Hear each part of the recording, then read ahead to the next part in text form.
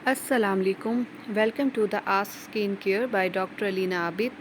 आज मैं एक और ही मालूमाती वीडियो लेके आपकी खिदमत में हाज़िर हूँ, जिसके बारे में मुझसे बहुत सवालात पूछे जाते हैं। आज का जो मेन टॉपिक है वो है शिंगल्स या हर्पीज़ ज़ूस्टर, यानी कि जो वायरस इन्फेक्शन होती है वो हमारी जिल्द पर किस तरह से असरअंदाज होती है और हम उसको डर्मा की ज़ुबान में क्या कहते हैं।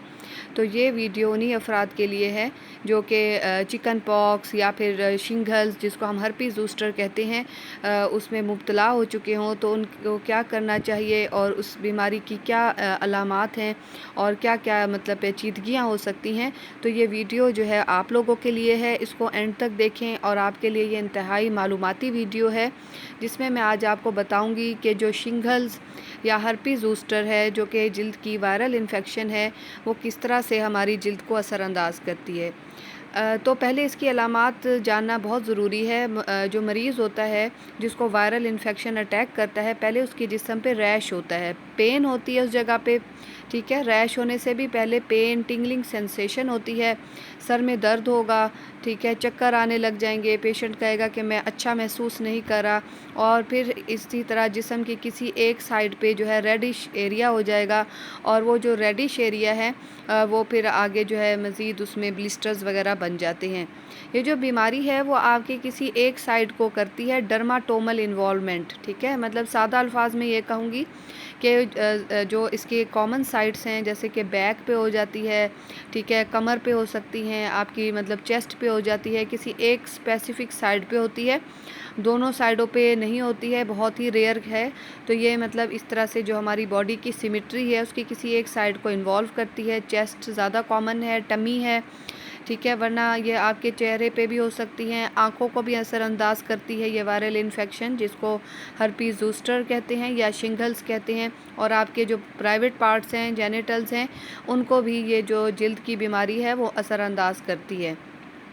तो अब तक मैंने आपको थोड़ा सा इसका ओवरव्यू दिया है कि जो स्किन की वायरल इन्फेक्शन है, जिसको आप लोग अक्सर हर्पीज़ ज़ोस्टर कहते हैं, उसकी अलामात क्या होती हैं और उसकी शुरुआत कैसे होती हैं, ठीक है। अब मोस्टली मेरे पास पेशेंट इसी तरह आते हैं, वो ये हिस्ट्री देते हैं कि हमें एक जगह पे शदीद दर्द उठा, उसके बाद हमें रैश हो गया और थोड़े ही टाइम में उस रैश पे छोटे छोटे ब्लॉचेस बन गए, इची ब्लिस्टर्स बन गए जिनमें से पानी आने लग गया। और फिर ये होता है कि जब आप प्रॉपर इलाज शुरू कर देते हैं तो कुछ ही दिनों के बाद जो आपके छाले बनते हैं, ग्रुप्ड की शक्ल में छाले बनते हैं, वो ड्राई हो जाते हैं, वहाँ पे स्कैब बन जाता है, छिलका बन जाता है। और लियन जब आप प्रॉपर ट्रीट करा लेते हैं तो वो खुश्क होकर इसी तरह जल्द आपकी साफ़ हो जाती है। तो जो रैश होते हैं हर्पीज़ ज़ूस्टर के, वो किस तरह से होते हैं, क्लस्टर की फॉर्म में होता है। जैसे गुच्छे होते हैं ना, एक क्लस्टर होता है, एक जगह पे ग्रुप्ड होते हैं और किसी एक साइड पे बॉडी के असरअंदाज होते हैं। और जो जिल्द होती है वो इलाज के बाद भी कई कई टाइम जो है, महीने के लिए काफ़ी ज़्यादा पेनफुल रहती है। ये इसकी एक कॉम्प्लिकेशन है, ठीक है, जिसको हम हर्पेटिक न्यूरल्जिया भी कहते हैं, कि इलाज के बाद भी जो है वो पेन रहती है, तो हमें फिर उसके हिसाब से पेन मैनेजमेंट करानी होती है। अगर आपको हर्पीज़ ज़ूस्टर आँखों को मुतासिर कर रही हो तो हम उसको कहते हैं हर्पीज़ ज़ूस्टर ऑफ्थेल्मिकस, ठीक है। यानी आई के अराउंड अगर ये आपके रैश हो जाएं तो आपको आँखों में भी बहुत दर्द होता है, जलन होती है, और इसके अलावा जो एरिया है वो आइज़ के अराउंड काफ़ी स्वेल हो जाता है, ठीक है, उसमें ऊजिंग ऑफ पस हो सकती है, डिस्चार्ज होगा। तो इस तरह से वायरल इन्फेक्शन जो है आपके फेस पे भी इफ़ेक्ट करता है। और इस ऐसी कंडीशंस में जब आई का इशू हो तो फिर हम ऑफ्थल्मोलॉजिस्ट के पास जो है पेशेंट को रेफ़र करते हैं ताकि आई को ट्रीट किया जा सके। हचिनसन्स जो साइन होता है उसमें आप देख सकते हैं कि जो टिप ऑफ द नोज़ है उस पर भी मतलब इसी तरह से क्लस्टर्स बन जाते हैं, क्योंकि इसमें नेज़ोसिलरी जो हमारी नर्व होती है, नर्व की डिस्ट्रीब्यूशन ऐसी है कि उसको जो है वो वायरस इफ़ेक्ट करता है। और जिस तरह आप पिक्चर में देख सकते हैं, इस तरह से जो है वो वायरल जो पैटर्न है वो फॉलो करता है और हमारे फेस पे जो है हर्पीज़ ज़ूस्टर इस तरह से शो होता है। और इसके अलावा अगर आपके एयर्स के अराउंड इस तरह से क्लस्टर्स बन जाएं, ठीक है, ब्लिस्टर्स बन जाएं, तो हम हर्पीज़ ज़ोस्टर ऑटिकस कहते हैं, कि जिसमें जो है वो एयर की इन्वॉल्वमेंट हो जाती है, ठीक है, जो एयर के पार्ट्स हैं, तो इसमें जो है वो इन्फेक्शन का चांस हो जाता है। How long shingles last, patient ये पूछते हैं कि अब हमें जो शिंगल्स हैं या वायरल इन्फेक्शन है जिल्द का, वो कितने टाइम के लिए रहेगा। तो ये ना तकरीबन 4 हफ़्ते इसको लग जाते हैं हील होने में, ठीक है। और जब ये हील भी हो जाता है तो मैं आपको ऑलरेडी बता चुकी हूँ, पेशेंट पेन की कंप्लेन करते हैं कई हफ़्तों तक, कई महीनों तक, ठीक है। रैश कम्प्लीटली सही हो जाता है लेकिन पेन की कंप्लेंट करते हैं, और जो कि वो भी टाइमली जो है सेट हो जाता है, जिसमें हमने साथ साथ जो है वो पेन मैनेजमेंट करते रहते हैं पेशेंट की, जिससे पेशेंट जो है वो जो है कंफर्टेबल रहते हैं। Stay away from certain group of people if you have shingles. अगर आपको शिंगल्स है, ठीक है, आपको इन्फेक्शन हो गया है, तो ऐसे कौन से अफराद हैं जिनसे आपको दूर रहना चाहिए ताकि उनको जो है आपकी इन्फेक्शन ना हो, ठीक है। तो सबसे पहले ऐसे जो कि ख़वातीन प्रेग्नेंट हैं, ठीक है, या फिर उनको पहले चिकन पॉक्स नहीं हुआ है, तो आपने अवॉइड करना है, आइसोलेशन में रहना है, ठीक है। और इसके अलावा ऐसे पेशेंट जिनका क़ुव्वत मदाफ़ियती निज़ाम कमज़ोर है, या बुज़ुर्ग लोग हैं, या फिर उनकी कीमोथेरेपी हो रही है, कैंसर ट्रीटमेंट हो रही है, तो आपको ने उनसे भी आइसोलेट रहना है बिल्कुल। और ऐसे बच्चे जो कि 1 महीने से कम हैं, उनसे भी।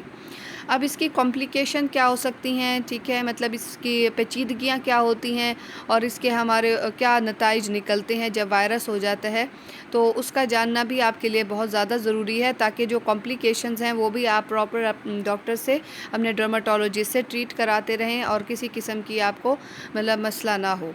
पोस्ट हर्पेटिक न्यूरल्जिया, जो मैं आपको ऑलरेडी बता चुकी हूँ कि ट्रीटमेंट के बाद, रैश सही होने के बाद भी आपको पेन रहता है, स्कारिंग हो सकती है, इन्फेक्शन के चांस होते हैं जिल्द में, मसल वीक हो जाता है, कोई जिस एरिया में होता है तो वो मसल वीक हो सकता है, ठीक है, क्योंकि नर्व इन्वॉल्वमेंट है, तो आपकी अगर नर्व डैमेज होगी तो उस एरिया का मसल मुतासिर होगा।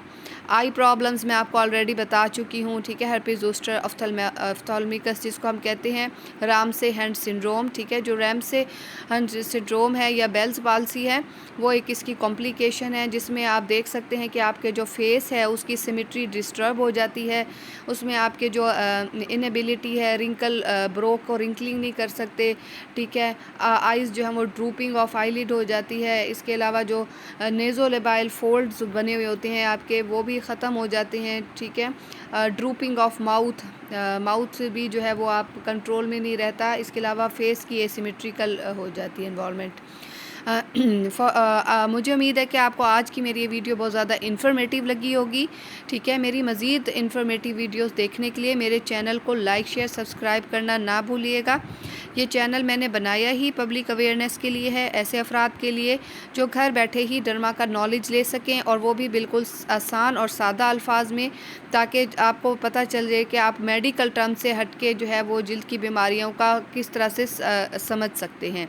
तो इस चैनल को ज़्यादा से ज़्यादा आपने लाइक, शेयर करना है, सब्सक्राइब करना है, सदका जारिया समझ के।